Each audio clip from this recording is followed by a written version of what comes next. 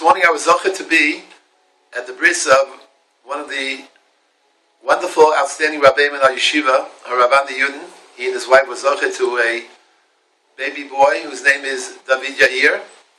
And I was thinking of more or less articulating the following idea. I didn't speak at the bris, but I wanted to. But it would have been a tircha and tzibur, and so I had Rachmanis on the audience. And the Torah tells us in the context of Yaakov giving a bracha to Ephraim and Menashe, the Torah says, "Vayivarachem bayom ahu leimor, b'cha yivarach Yisrael leimor, yisimcha Elokim ki Ephraim v'chi Menashe, vayasem es Ephraim v'chi Menashe." These are beautiful words. These are actually very much part of our ritual in many respects, and many bless their children with this bracha of Yisimcha Elokim ki Ephraim Menashe. There's a striking Targum Yonasan, one of the most famous Targum Yonasans that's found in Al Torah. He writes the following: that on that day he gave them a bracha, and the bracha was, as the pasuk indicates, B'cha Yosef Brei, Yosef my son, Yevorchu Beis Yisrael, Yas Yenuka Biyom Mahulta. On the day of the Bris Milah, that's when this bracha was given. The bracha of Yisimcha Elokim ki Ephraim v'chi Menashe. In general, one of the questions that's often asked by Bris Milah, why is it the name is conferred dafka at that juncture, at that point? B'ikari Shmo B'Yisrael. In this morning's case, it was David Yair. Why is that so? So there is a well-known approach that I heard many, many years ago, many decades ago, from my Rebbe Rabbi Nissim Alpert, Zechat Tzaddik Livracha. And recently I saw it also in the name of Rosh Yeshiva, Hagoyin Rav Moshe Shmuel Shapir, Zechat Tzaddik Livracha, the Rosh Yeshiva Ber Yaakov. And the idea is along the following lines. There's a Rashi in Lech Lecha. Rashi on the pasuk where HaKadosh Baruch Hu tells Avraham Avinu, "V'nivruchu v'cha kol mishpacha Yisrael Adama u'v'zarecha." That through you, Avraham Avinu, you will in effect have the Mafteach bracha, and through you, kol mishpacha Yisrael Adama will be blessed. So Rashi has the following comment. Rashi says, the lashon of Rashi is, Adam oimer livno teheki Avraham. A person says to his son, Halavai, you should be like Avraham Avinu. The Chain, Rashi goes ahead and indicates that we can extrapolate from here, from Lech Lecha, to other similar psukim. What does Rashi quote? The Hochacha, B'cha Yivarach Yisrael Eimar, Yisimcha Elokim ki Ephraim v'chi Menashe. Rashi quotes actually the pasuk that I just began with, namely the pasuk in Vayechi. What exactly is the intent of the Targum Yonasan over here? Biyom de Mahulta, and what's the kavanah of Rashi when Rashi indicates that these two particular situations have in it this concept, this idea, Teheki Avraham. So my Rabbeim suggested the following, that in effect Avraham Avinu was zocheh to a bracha shebishmo yisbarchu, that through his name people will be blessed. Namely, when a person says to his son, Teheki Avraham, in effect, what am I doing?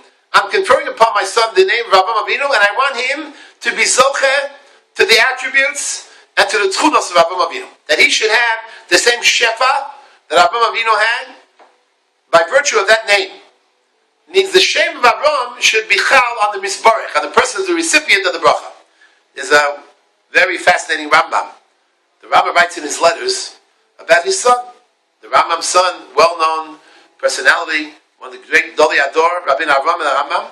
The Rambam says about his son, Rabbeinu Avram, that the reason why he was given that name is essentially based on this yesod that Rashi is saying in Lech Lecha. Namely, that he should be zochet to the shefa of Avram Avinu, because the Shem is very much goreim a bracha. And when one mentions that particular Shem, whatever Shem it may be, in effect, the bracha that's embedded in that Shem will now be down to the mizbarech, to the recipient of that bracha. And that's, for example, what we say by Birchas Kohanim. We say, "V'samu shmi al bnei Yisrael." Hashem says, "V'ani avarachem." That is to say that through Birchas Kohanim b'shem Hashem, the bracha of Hashem Yisbarach should in effect redound to Klal Yisrael. Ki'ilu, the Rebbeinu Shalom is conferring His name on Klal Yisrael. Or we say actually in the davening every day, in the middle of Lamatzeach, in Tehillim, we say over there, Yancha Hashem b'yom tzara, Yisagevcha Shem Elokei Yaakov, the bracha comes about through the intermediary of the Shem Hashem. Yisakevcha Shem Elokei Yaakov. There's a famous Tanchuma, which I just want to mention, a well-known Tanchuma. The Tanchuma tells us that a person, in effect, should be extremely careful when they give a name to their children. The name is very significant, and the name is very critical. The Tanchuma writes in Parshas Ha'azinu, on the pasuk of Zechor Yemos Olam Binu Shnos Dor Vador, in the name of Rav Moshe Adarshan, Liolam Yibdal Gadol B'Shemas Likva Lubno. A person should be very careful when you give a name to your child. Horoi Lios Tzadik, every child potentially could be a righteous person. Ki Lifamim Hashem Gorim Tov or Gorim Ra. Hashem can either be a Gorim for positive or Chas V'Shalom a Gorim for that which is negative. And the Medrash actually gives a number of examples in either direction. The point simply being that here we see that Hashem is not simply a happenstance, but Hashem is almost, in some respects, one can call it a prophetic kind of conferring of a name that represents and reflects a certain kind of persona that one wants to have. Hopefully, it's Tzaddik B'ez Hashem. Rambam writes in Chumash, Vayikra ha'adam shemos, that when the person actually, Adam Rishon, called the different creatures that were created by Hashem by different names, the name reflects the very essence, the mahus, of what that particular creature is all about. And therefore, here, Ephraim and Menashe, the Torah tells us, they were given by Yaakov Avinu, they were given a bracha, and as the pasuk says, and we mention it all the time, Hamalach Hagor Losimi Kol Ra, Yivarech Es Hanorim, V'yikarei Bahem Shemi. They should be called by my name, B'Shem Avosai, Avram Yitzchak. What exactly was Yaakov Avinu telling them? That the Shefa that came from Avram, and the Shefa that came from Yitzchak, and the Shefa that came from Yaakov, all that Shefa should somehow, as I mentioned, should become embedded in the very persona, in the very personalities. They should be zoche to those beautiful tchunos and attributes of the Avos HaKadoshim, and that's why Dafka, B'yayim the Mahulta, says the Targum of the Son.